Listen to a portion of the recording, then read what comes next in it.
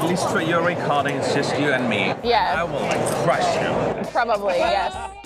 Hey everyone, and happy holidays. I am your host, Jamie Moffa, and today I have a very special episode for you featuring Jeopardy that's all about rigor and reproducibility in science.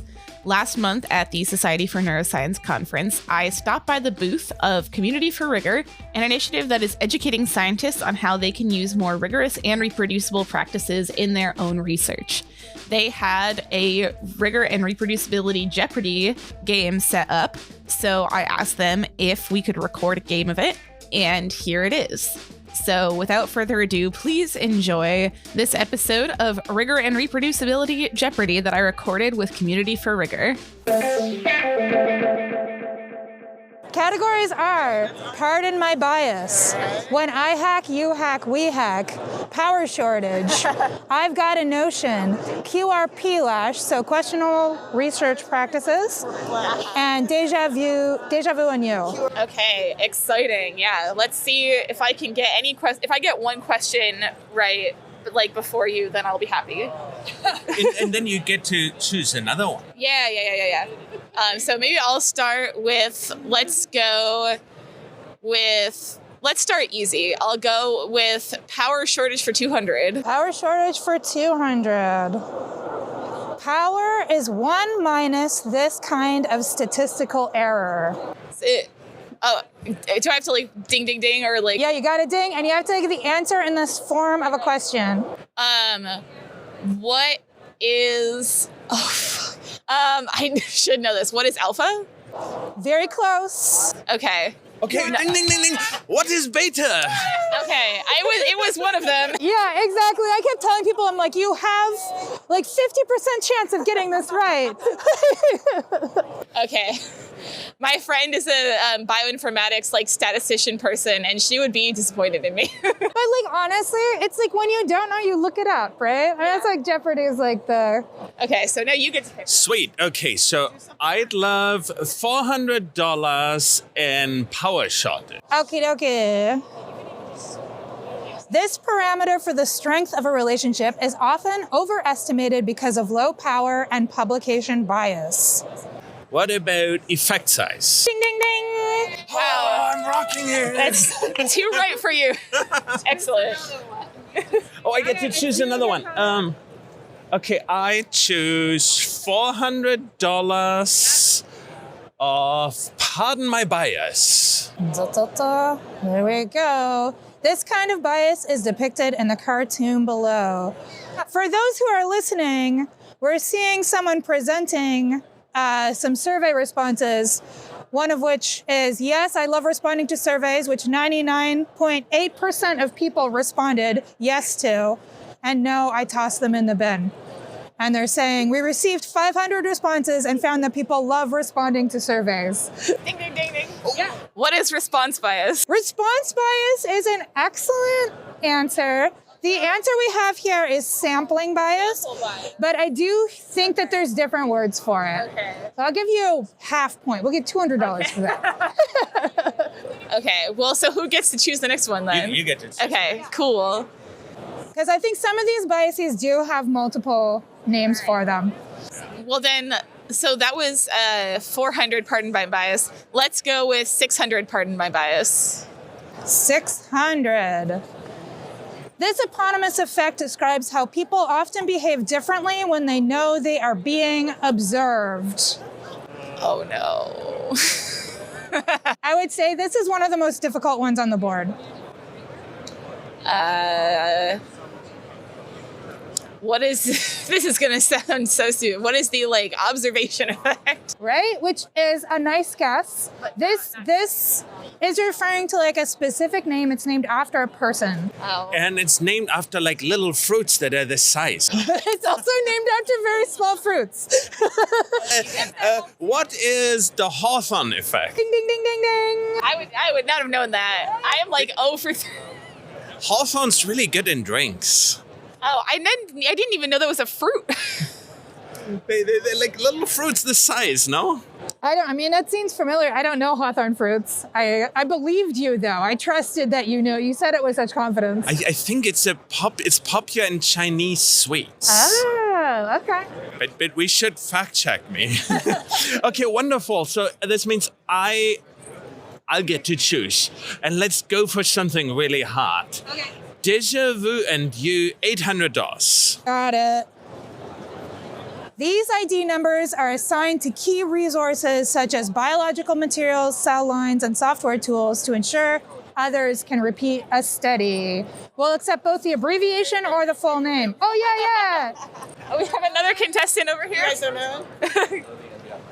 Our IDs. Yay! Devin got it. Given probably about 30 more seconds, I could have come up with that because I just submitted a paper to eNero and they require you to put RRIDs. Oh, good. So I just learned about what these are. That is excellent. I'm a theory guy. I don't need to know about those things. You're like, the RRID is my brain. Right? My brain. That would be great if we registered our brains as resources. All right, Devin, are you coming in? Something for 1,000. All right, something for 1,000. Yeah, she said something for 1,000. Let's see what we do. Let's pick something fun. All right, we're gonna do I've Got a Notion for 1,000. This premise states that there is no difference between control and experimental groups. Ooh. Ding, ding, ding. What is the null hypothesis? Yeah! Why is that 1,000?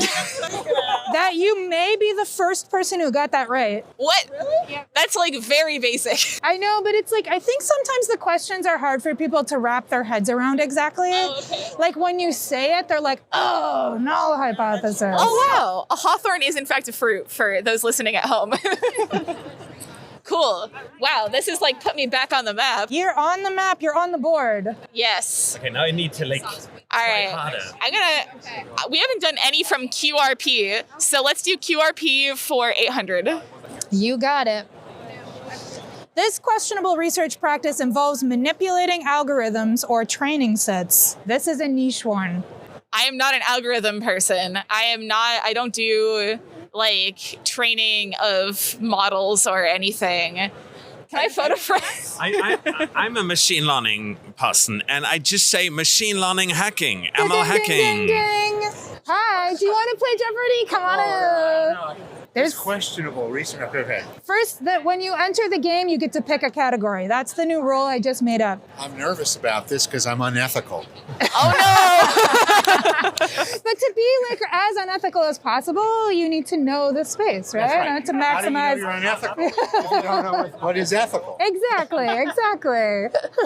All right, so pick a category and how much you are hoping to. Deja vu and you for Yep. 1,000. For 1,000, we're going all the way down there. Okay. The White House called 2023 the year of blank, referring to a movement that advocates for making scientific research and data freely accessible to everyone. You got to buzz when you know the answer. Ding, ding, ding. What is the year of rigor? No. Excellent guess. Ding, ding, ding. But it's The year of focusing sharing. close, also not correct. So, research and data positive freely accessible and a movement. Ding, ding. What is the year of access? Also an excellent guess, also not correct. Conrad, you're the only one left. Ding, ding, ding, ding. It must be open science. Open science. You got it. It's the year of open science. And now we know that. Yay! And now Now science will be open from now on. Do we split this 4 ways? I think Conrad gets that one.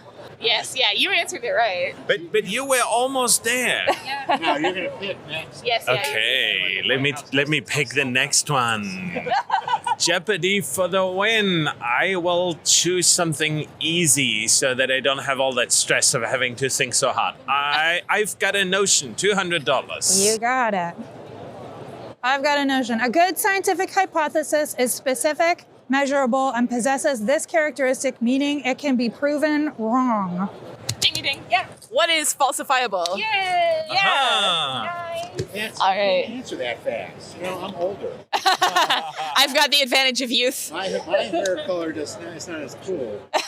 But you could make it cool very easily. You wouldn't have to bleach it. It just would go right on. There's a benefit. It costs a lot of money to bleach hair, so you're like ahead of the game. Yeah, that's my wife claims it's good that I can do this. I've seen there's like this 80-year-old professor at my university who has blue hair, and it's so cool.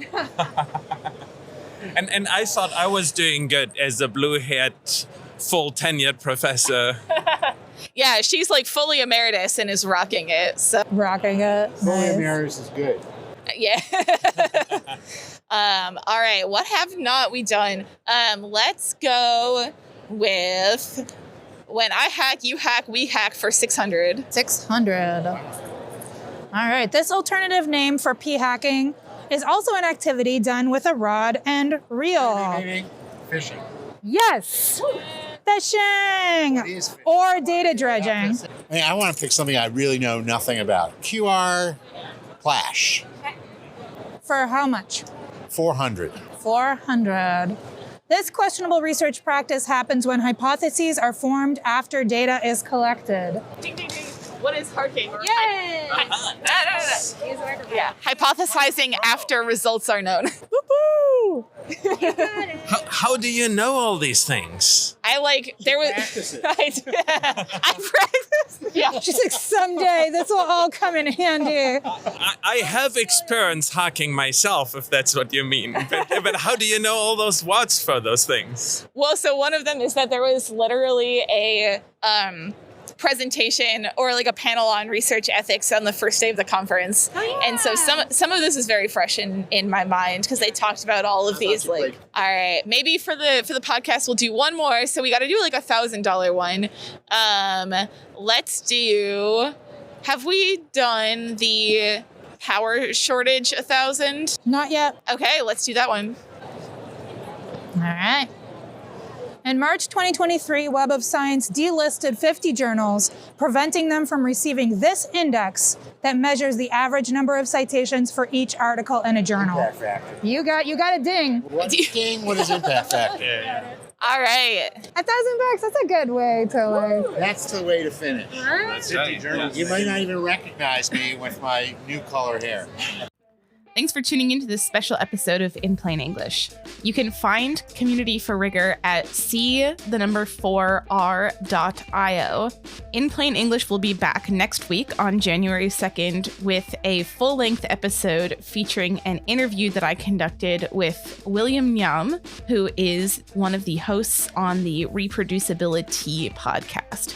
We had a great conversation, and you won't want to miss it. Our music is by Sam Brunwasser. You can find more of his work at soundcloud.com/visualsnowbeats. And make sure to follow us on Twitter, Facebook, and Instagram at Plain English Sci. That's PlainEnglishSci. Thanks again for listening, and we'll see you next time for another episode of In Plain English.